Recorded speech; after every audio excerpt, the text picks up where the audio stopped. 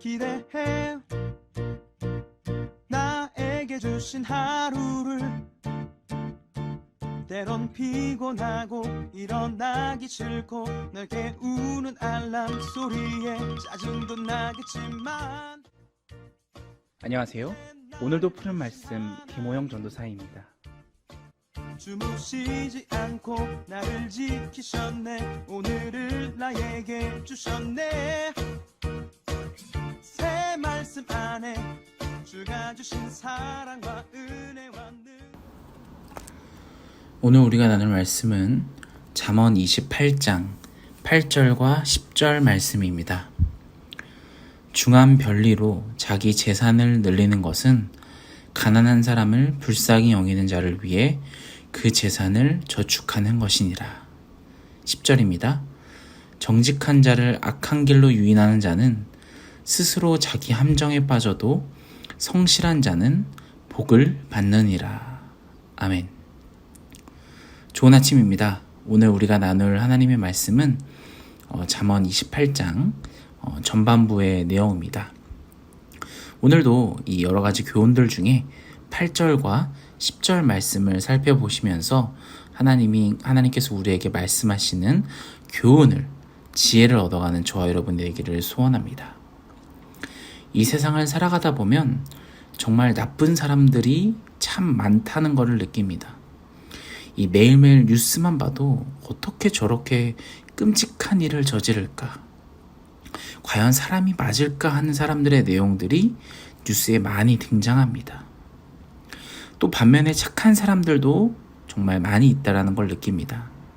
정말 어려운 생활 가운데에서도 나보다 더 어려운 이들을 위해서 베풀고 나누고 또 도와주는 이들, 정말 따뜻한 이들도 주변에 많이 있는 것 같습니다. 하지만 가끔씩 이 돌연변이들이 등장을 하죠. 이 둘을 합쳐놓은 것 같은 사람들이 등장을 합니다. 어떤 말입니까? 나쁜 사람인 것 같은데 착한 사람인 것도 같고, 정말 좋은 사람인 것 같은데 좀 생각해보면 나쁜 사람 같기도 한 이들이 있습니다.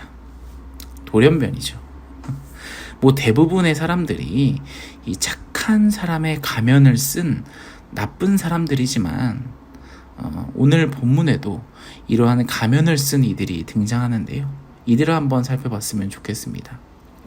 8절을 같이 한번 더 읽어봅시다. 중한 별리로 자기 재산을 늘리는 것은 가난한 사람을 불쌍히 여기는 자를 위해 그 재산을 저축하는 것이니라. 아멘.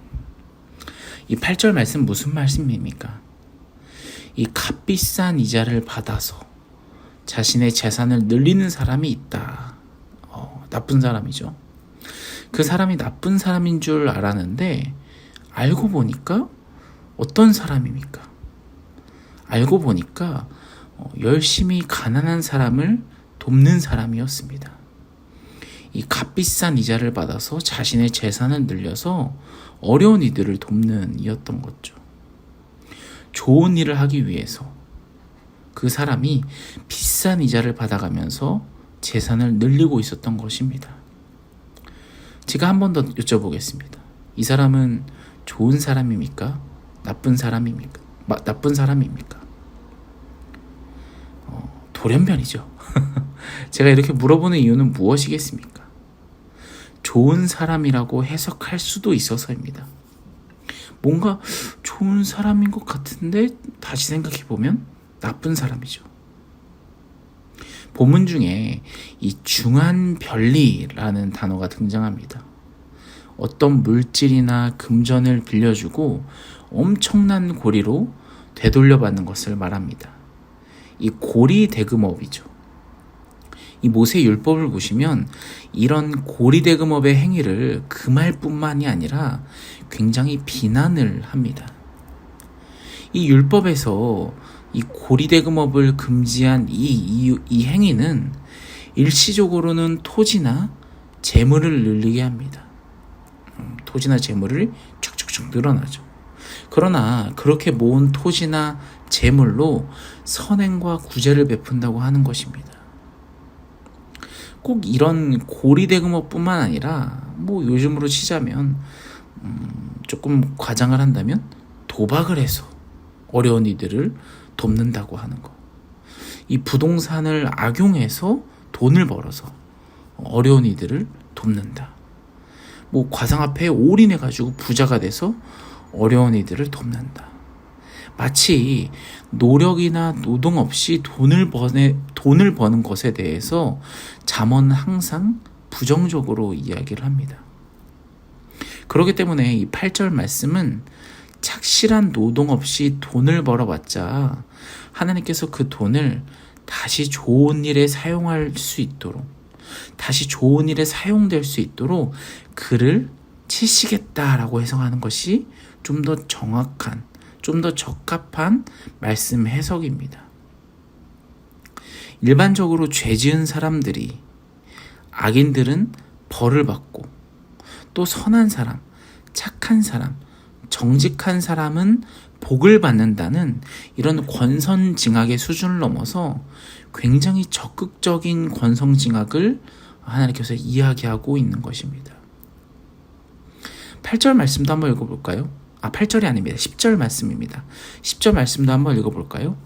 정직한 자를 악한 길로 유인하는 자는 스스로 자기 함정에 빠져도 성실한 자는 복을 받느니라.